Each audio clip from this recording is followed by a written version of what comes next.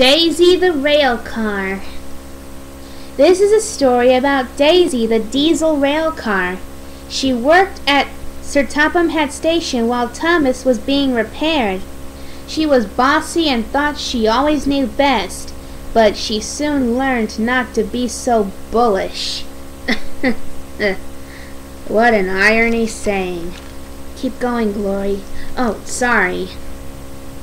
One day, when Thomas was being repaired, the fat controller brought Daisy to work at the station. "Look at me," she said to the passengers. "I'm highly sprung and right up to date. After traveling with me, you won't want to ride in Thomas's bumpy carriages again." The passengers climbed aboard and waited for Daisy to set off. Every morning, milk was collected from the farms and put on a wagon at the station. The wagon was coupled to Thomas's first train of the day, so he would take it to the dairy. That day, the milk wagon was waiting for Daisy. "I won't take that," she said in horror. "Nonsense," said her driver. "Come on now, it won't take long." But Daisy refused to move. Oh, disagreeable Daisy. Daisy lied so she wouldn't have to take the wagon. "My fitter says I'm highly sprung and pulling is bad for my swerves," she said. "I can understand it," said a workman. "Whatever made the fat controller send such a feeble..." "Feeble?" spluttered Daisy crossly.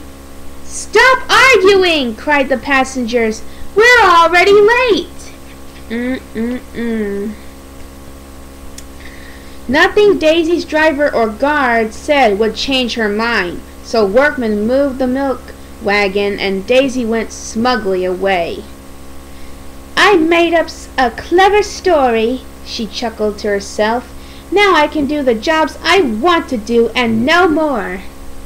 Good grief. When Toby came to the station, he was surprised to see the milk wagon there.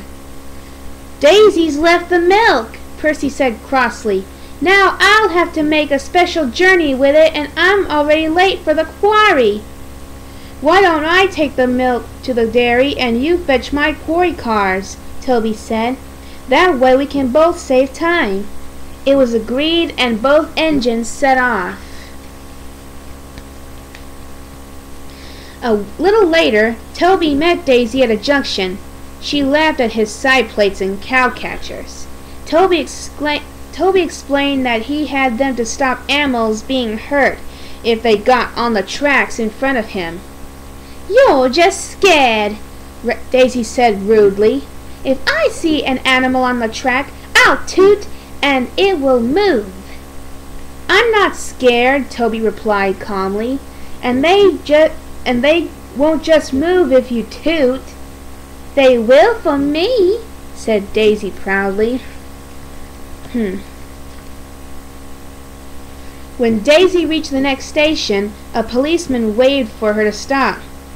"Champion, the bull is on the track," he said. "Please move him along to the farmer." "I'll show Toby how to manage animals," Daisy said to her driver. But she was about to be surprised. Uh-oh. "Move on!" tooted Daisy when she saw the bull, but Champion didn't move. After a while, he became curious and slowly walked towards Daisy. "Ooh!" said Daisy nervously. "Look at his big horns! If I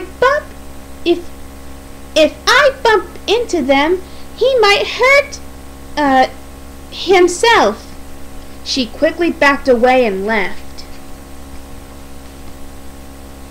Meanwhile, Percy had picked up Toby's trucks. He was still grumpy about Daisy, so he was rude to the trucks. The trucks decided to teach him a lesson. When he pulled them over a big hill, they shoved him forward, sending him racing out of control. "Help!" Percy cried as he flew through a level crossing. and crashed into some stone trucks in the yard? Toby was leaving the station when Daisy crept back. One of her passengers told him what had happened. "Now you know why my side plates and cowcatchers are so useful," Toby chuckled. "Just then a workman told them about Percy's crash."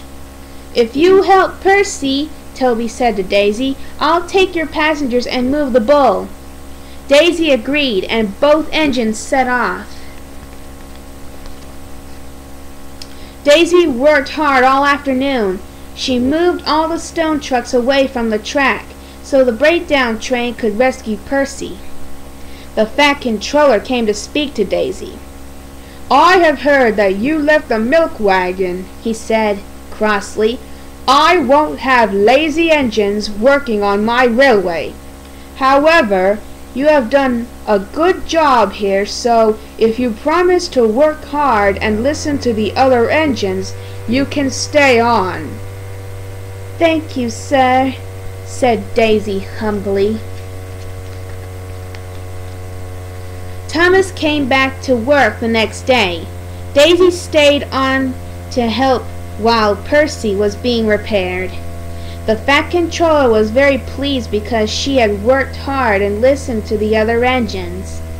Daisy became good friends with the engines, and sometimes she even delivered the milk wagon for Thomas.